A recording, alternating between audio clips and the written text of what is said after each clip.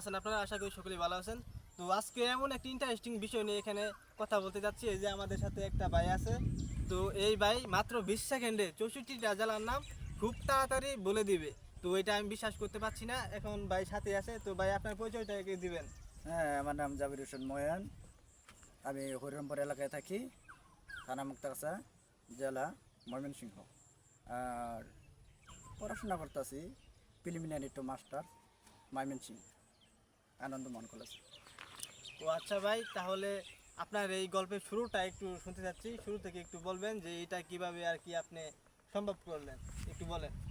66টা জেলার নাম আমাদের স্যারে লিখে দিছিল, ইন্টারে সবাই লিখে দিছিল, তারপর সবাই লিখে দিয়েছিল। তারপরে ওরা শিখে নাই, আমি শিখছিলাম আস্তে আস্তে আস্তে আস্তে আস্তে। আমি 1 মিনিট, তারপরে 30 সেকেন্ড, এভাবে বলতে বলতে ট্রাই করতে করতে করতে করতে দেখা যাচ্ছে একসময় আমি 20 সেকেন্ডে 19 সেকেন্ডে আর কি বলতে পারি। খুব চমৎকার।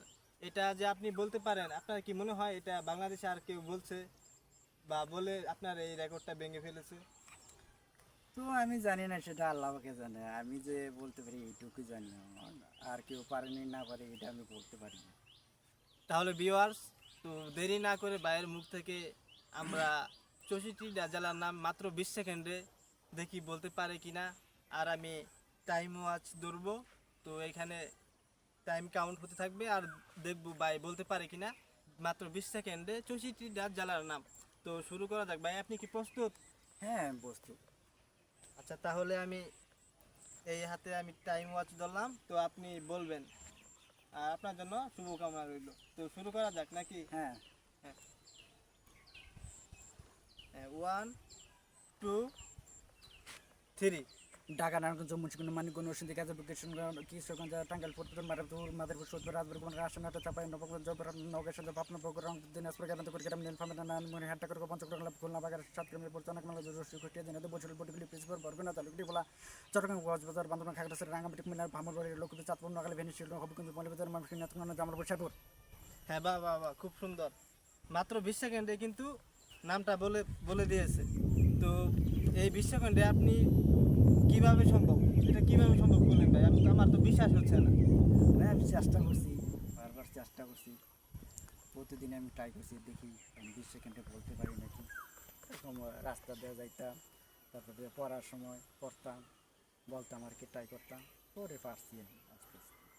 তো ভিউয়ার্স, আমি আসলে খুবই অবাক, এটা কিভাবে বললো? আমার তো এটা বিশ্বাস হচ্ছে না। মাত্র 20 সেকেন্ডে 64টা জেলার নাম এটা কিভাবে বললো?